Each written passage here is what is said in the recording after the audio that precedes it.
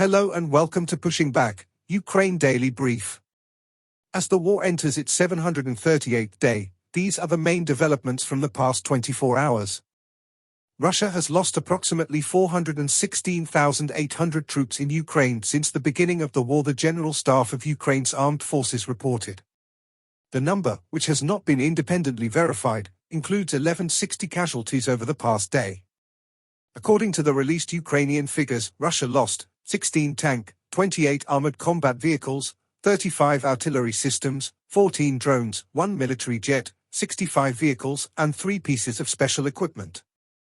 The update from the General Staff of the Armed Forces of Ukraine. There were 70 combat engagements.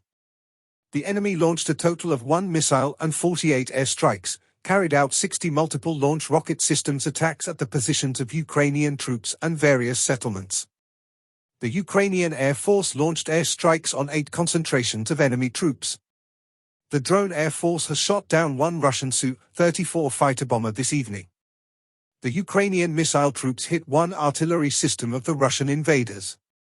In its latest intelligence update, the UK's Ministry of Defence reports a significant rise in Russian casualties in Ukraine during February 2024, reaching an average of 983 per day, the highest since the war began. This increase is attributed to Russia's shift towards attrition tactics, putting heavy pressure on Ukrainian positions despite significant human cost. It is also estimates that Russia has suffered over 355,000 personnel casualties so far in the war. In its latest intelligence update, the Institute for the Study of War. Russian forces appear to be willing to risk continued aviation losses in pursuit of tactical gains in eastern Ukraine, likely along the Avdiivka-Donetsk city line. Transfers of North Korean weapons to Russia by sea apparently paused as of mid-February. Russian Foreign Minister Sergei Lavrov publicly rejected Turkish President Recep Tayyip Erdogan's recent offer to host a negotiation platform for Russia and Ukraine.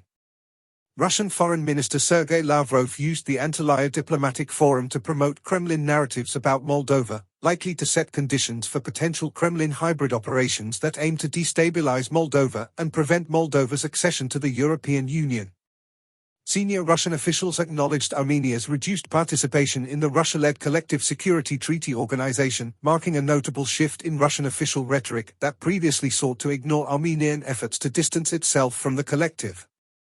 The Kremlin appears to have largely permitted displays of anti-war sentiment in Moscow as Russians observed Russian opposition leader Alexei Navalny's funeral. Russian forces made confirmed advances near Kreminna, Avdiivka, and Krinky. In Zelenskyy's nightly address, a Russian drone attack struck a residential building in Odessa, Ukraine, killing 7 civilians, including 2 children.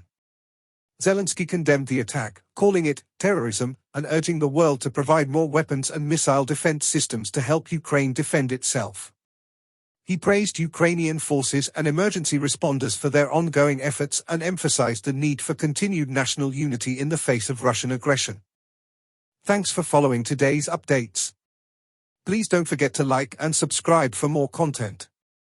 We'll return tomorrow with the latest news on the ongoing conflict.